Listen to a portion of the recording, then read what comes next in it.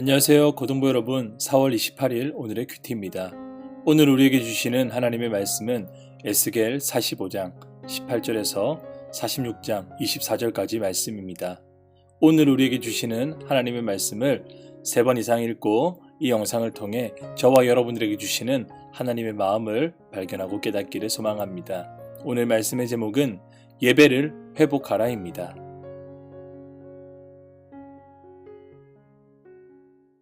앞서 성전과 거룩한 땅에 대한 환상을 보여주신 하나님께서는 오늘 본문을 통해 각종 제사와 절기 때 군주와 백성들이 하나님께 드려야 될 제물과 그 성전의 출입에 관한 구체적인 규정들에 대해서 말씀하고 계십니다. 먼저 에스겔 45장 18절에서 20절까지 말씀은 성전에서 드려지는 제사와 절기에 대한 규례를 말하기 앞서 성전을 정결하게 하는 의식에 대해 말씀합니다. 함께 읽겠습니다. 여호와께서 이같이 말씀하셨느니라. 첫째 달 초하는 날에 흠없는 수송아지 한 마리를 가져다가 성소를 정결하게 하되 제사장이 그 속죄제의 희생제물을 피를 가져다가 성전 문설주와 제단 아래층 네 모퉁이와 안뜰 문설주에 바를 것이요 그 달 7일에도 모든 가실범과 모르고 범죄한 자를 위하여 역시 그렇게 하여 성전을 속죄할지니라. 아멘. 성전 정결식은 새로운 해가 시작되는 첫째 달 초하루에 거행되었습니다. 한 해 전체의 이 제사와 절기를 위해 성전을 정결하게 준비하는 의식이었죠.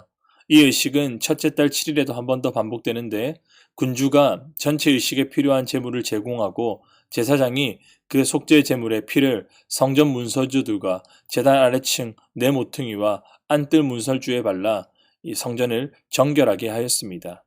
21절에서 25절까지 말씀은 유월절과 장막절에 관한 내용입니다. 21절과 25절 말씀을 함께 읽겠습니다.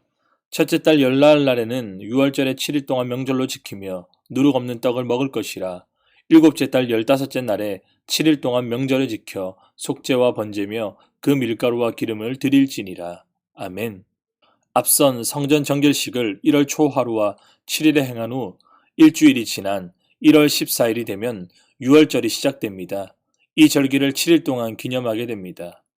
유월절은 하나님께서 이스라엘을 출애굽하신 구원의 은혜를 기념하며 지키는 절기입니다. 그리고 일곱째 달 15일에 드려지는 절기는 바로 장막절입니다. 이 출애굽 이후 광야의 여정 가운데서 안전하게 약속의 땅으로 인도해 주신 하나님의 은혜를 기념하는 절기입니다.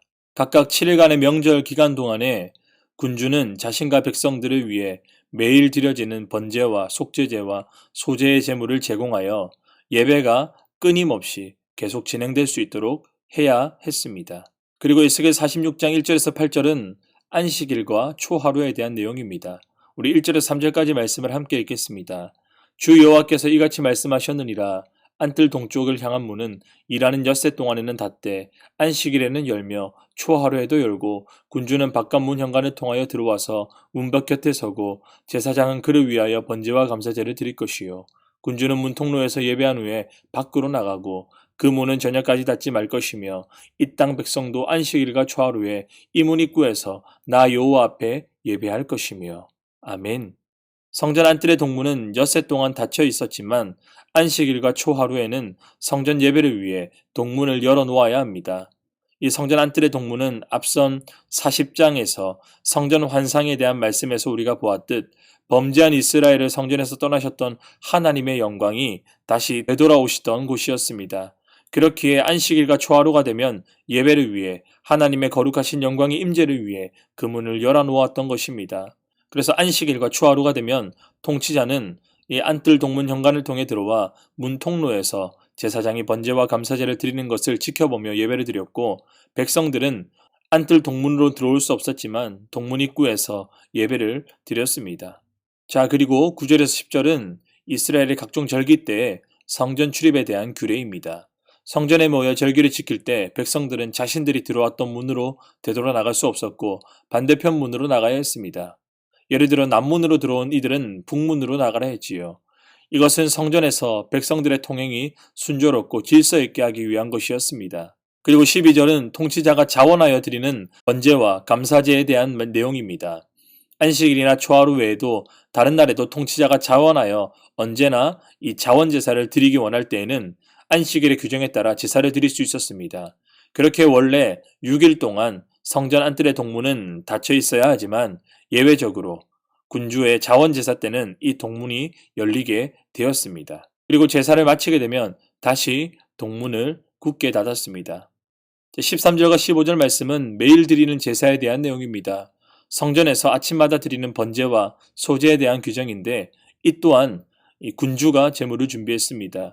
여러분, 우리는 지금까지 이스라엘 각종 절기, 유월절과 장막절, 그리고 안식일과 초하루 뿐만 아니라 매일 드리는 하나님을 향한 이 번제, 그리고 자원하여 드리는 자원제까지 하나님을 향해 드리는 예배들에 대한 규정을 함께 살펴보았습니다. 근데 이러한 규정 가운데 공통적인 부분이 있습니다. 성전의 예배와 제사를 드림에 있어서 군주는요, 제사의식에 직접적으로 관여하진 않았지만 중요한 역할을 감당하고 있음을 보게 됩니다. 군주는 절기와 계속된 예배를 위해 특별히 아침 저녁으로 진행되는 매일의 예배를 위한 제물까지도 계속 준비하여 드려야만 했습니다. 자신과 자신의 백성을 위해서 말입니다.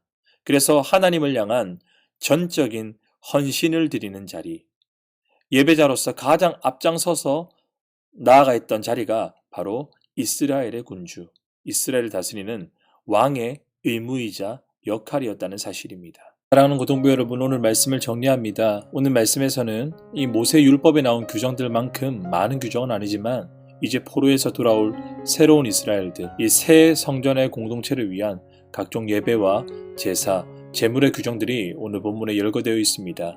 이렇게 새롭게 회복될 이스라엘 공동체의 통치자인 왕과 백성들은 각종 절기와 매일 드려지는 제사 가운데 하나님께 예물을 바쳐야 될 의무가 있었습니다. 특히 이 새로운 공동체의 왕의 사명은 어떤 정치력을 발휘하는 데 있는 것이 아니라 군사력을 강하게 해서 나라를 부강하는 데 있는 것이 아니라 어떻게 하면 이 새로운 이스라엘 공동체가 더 하나님을 잘 섬기고 예배할 수 있을까 고민하고 지원하는 역할을 맡았다는 것을 보게 됩니다. 여러분, 이 새 성전 공동체들은요, 과거 첫 번째 성전이었던 솔로몬의 성전에서 드리던 이 제사의 수와 양보다 더 많은 제물로 하나님 앞에 예배를 드리고 있음을 말씀 안에서 보게 됩니다. 이와 같이 예배는요, 포로에서 돌아올 이 새롭게 회복될 이스라엘 공동체 가운데 있어서 절대적인 사명과도 같습니다. 여러분, 왜 그렇습니까? 이제 철저하게 하나님께 이 예배를 드림으로 말미암아 하나님이 누구신지, 그리고 우리 자신이 하나님 나라의 거룩한 백성이라는 정체성을 날마다 되새길 수 있기 때문입니다. 그래서 이것들을 깨달을 뿐만 아니라 이를 통해 이 세상을 살아갈 하나님 힘과 위로와 축복을 받는 통로가 바로 예배이기 때문입니다. 여러분, 이스라엘이요, 세상의 많은 강대한 나라들을 이길 수 있는 힘은요, 이스라엘 가운데 어떤 정치적으로 강력한, 군사적으로 어떤 카리스마틱한 지도력을 가진 어떤 그런 지도자들, 그런 왕들에 의해서 결정되지 않았습니다. 이스라엘은요, 이스라엘이 하나님을 온전히 예배하고 섬길 때 비로소 세상은요, 이스라엘을 두려워하게 되는 겁니다. 이스라엘이 세상 가운데 강하게 보일 수 있었던 방법은 바로 그것입니다.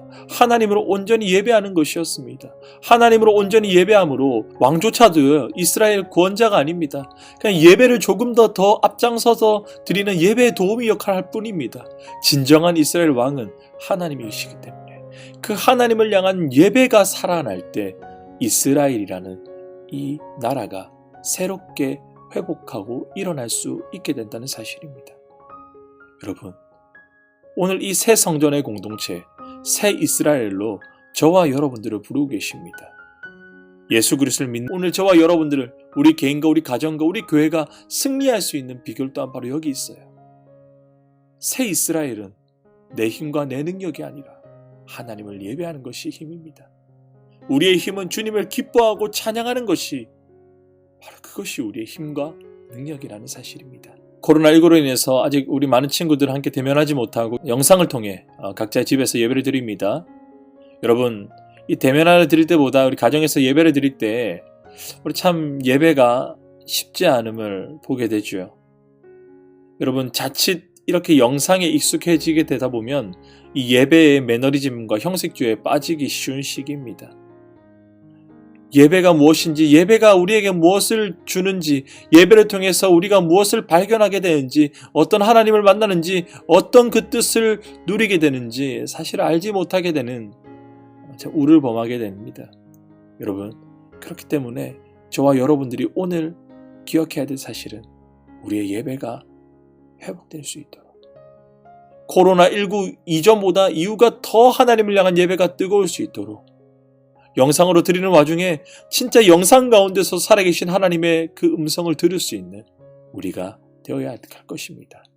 하나님께서 저와 여러분들에게 내가 누구인지, 하나님이 누구신지, 우리의 삶이 축복의 삶으로 살아가는 비결로 하나님과의 관계를 맺는 예배를 사명으로 주셨습니다. 그렇게 저와 여러분들은 예배자입니다.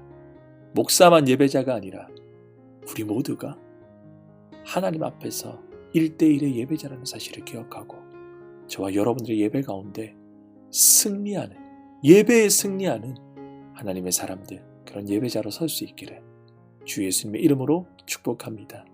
아멘. 기도하겠습니다. 하나님 아버지, 오늘 이 말씀 우리의 마음판 가운데 새깁니다.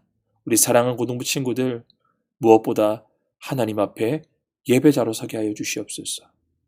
하나님의 거룩하신 존전 앞에 내가 서 있으며 하나님이 임재하시는 그 역사 앞에 내가 서 있음을 바라보며 영상으로 예배를 드리고 대면하여 교회에 나와서 예배드리는 모든 순간순간들 가운데 참으로 하나님께 신령과 진정으로 온전히 예배드릴 수 있는 복된 예배자 되게 하여 주시옵소서. 그래서 예배를 통해 하나님이 누구신지, 내가 누구인지 발견하고 하나님의 복과 하나님의 은혜를 누리는 축복의 인생 되게 하여 주시옵소서. 예배에 승리하는 인생, 예배의 회복자들 되게 하여 주시옵소서. 감사드리며 주 예수님의 이름으로 기도드립니다. 아멘. 감사합니다. 오늘의 큐티를 마치겠습니다. 내일 또 만나요.